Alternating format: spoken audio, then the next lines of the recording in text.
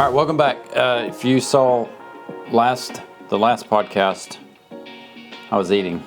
I'm still eating. I apologize. It's the only time I have. Okay, today we're talking about scheduling and route density matters, and going through a thoughtful process when it comes to your installs is important for your profit margin. Things like windshield time, little inefficiencies, not checking bulbs after a new install are silent killers of your profit. We don't want your profit to be assassinated by a deadly sniper called inefficiency. So let's walk through route scheduling and route optimization, okay? I can't show you my whole screen because it has customer names on it, but I do have it kind of blocked off here. That day that I believe I talked about in the last video, I said that was our best revenue day. This is it. Our guys did 3 jobs. There were just three big jobs. I know depending on where you're from, it may look like this is super spread out. For us, this here, this is our first job, second job. That's about a 18-minute drive. So job 1, job 2, and then another 18 to 20-minute drive here. But then back home, from here back home, it's like 45 minutes. So that's a lot of windshield time. So if you are planning jobs that far apart, you need to account for your margin. And I would say that if you can, just build your margin in general, overall. If you live in a city and you are in the middle of the city doing a house, and you have one, I'm thinking of Dallas. Let's say you have a big job that somebody called you to do in Terrell, which is on the east side of Dallas. But then say your radius is on that eastern side of Dallas. Well, Terrell would, that's as far as you go. But then you have another job that's just on the east side of like the actual city of Dallas. Well, depending on traffic, it could be a 45-minute drive, maybe a little bit longer. So you just need to understand your service area and how you're going to route things. Let's look for a day that was a little more packed. That was a Saturday. Oh yeah, that week is just a big install all week. We had a huge install. I did a live about it. All right, here we go. All right, so we had these jobs here. We went here. Oh, this is a silent killer. So I'll tell you what happened. This is a great story. I'll tell you what happened this day. We had this job here in Marshall, and these are like outside of Wascom. So there were 2 pretty big jobs. This was a long day for our guys. I think there was 4 guys on the crew that day. So they got this one done pretty quick. No, that job took it was a new build. It took like 2.5 hours, 2.5 hours. Then this new build here probably took 2.5 hours. And then they went here and it probably took 2.5 hours. And that's with drive time. So from our shop to here is 30 minutes. From here to here is 20 minutes. From here to here is 5 minutes. And then back down here was, that's probably 20 minutes. And then 5 minutes here. Well, this was supposed to be our last job for the day. And a customer sends me a picture and asks about, what do you initially ask? Oh, our guys forgot to hook up a line, which is out of character for them. They normally don't miss stuff like that. But if you're checking bulbs, then you ought to know that we missed a whole line. Well, when he sent me the picture, I realized that there was a section on there that we also didn't do that was on the original design that I'd given the customer. So I was like, oh, hey, we also missed this. I was telling the customer, so they'll be back. So I called my guys, and it's late. I mean, it's already getting to like 6:30, 7 o'clock. And they're just finishing up this job here. So he's like, yeah, I'll go back and do it. And then this customer calls. So he said, I'll go back and do this one. And then this customer calls and is like, what do you think about adding this little section here? I was like, yeah, that would look good. And so, might as well send them over there. They're right up the road again. The inefficiencies of little mistakes can get you. And you may think, I'm trying to explain to you that this is our normal area type stuff. We can tighten it up sometimes, but we try to get our routes as optimized as possible based on what they're doing that day. Let me go to a day like tomorrow. I think is a day that is a little spread out, but it feels more optimized because we actually have more jobs to do. So let's check that out. Okay.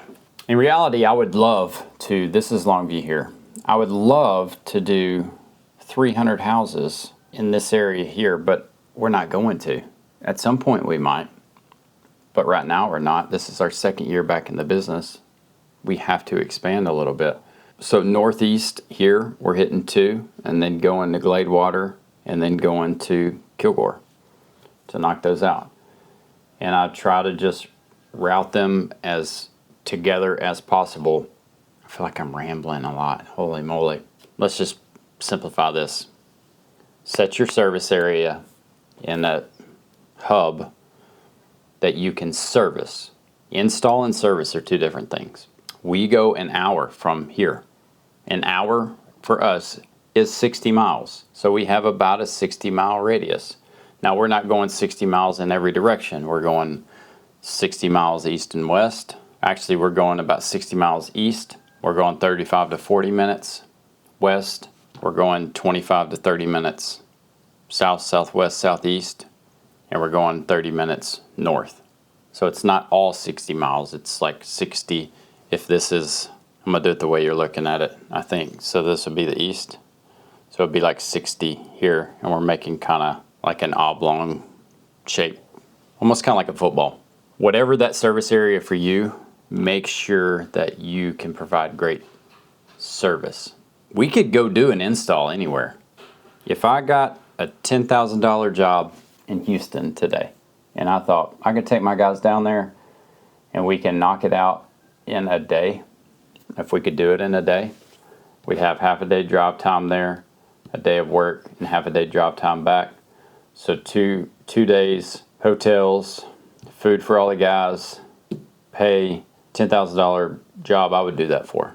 I would drive to Houston to do that if we had the room in our schedule. What I can't do is offer repairs on that or offer service. And that's part of the biggest thing that you do is when I'm talking to a customer and I say, hey, if a timer messes up, if there's any problems, if a squirrel chews through your line, I've seen it, or if one bulb goes out, just one, even if it's just one, call me. So if I drive by here and I see 1 or 2 bulbs out, I may call you and say, Miss Susie, now you were supposed to let me know about them bulbs. You paid a lot of money to do this and I want to take great care of you.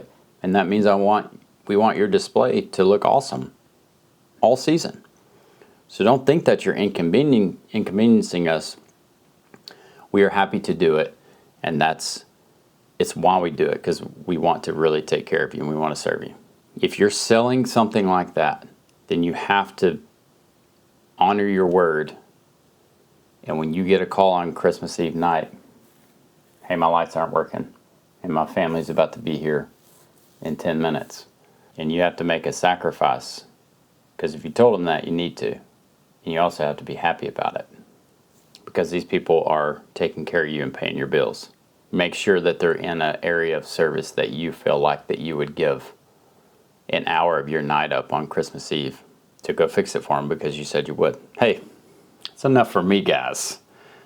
Go out there and knock it out. I appreciate y'all being here. Go to lawnandlightpro.com, register as a contractor. That's how we can do all this stuff and train, because we make money through that. And I'm thankful to everybody who has ordered on there and supported us. It's awesome, and we're very appreciative of it. Don't ever forget that we appreciate you. So if we've met you or not, or emailed back and forth, or had a consultation or whatever, just like that customer that I talked to and say, I want your display to look perfect all year.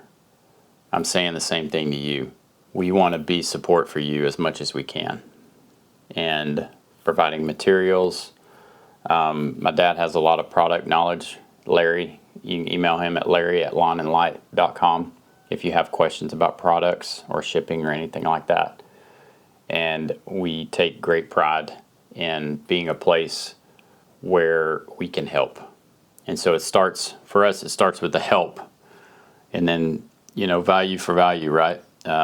What is it? There's some terminology. It's like the law of reciprocity. We believe that if we help you, that you will help us at some point. That's not why we do it.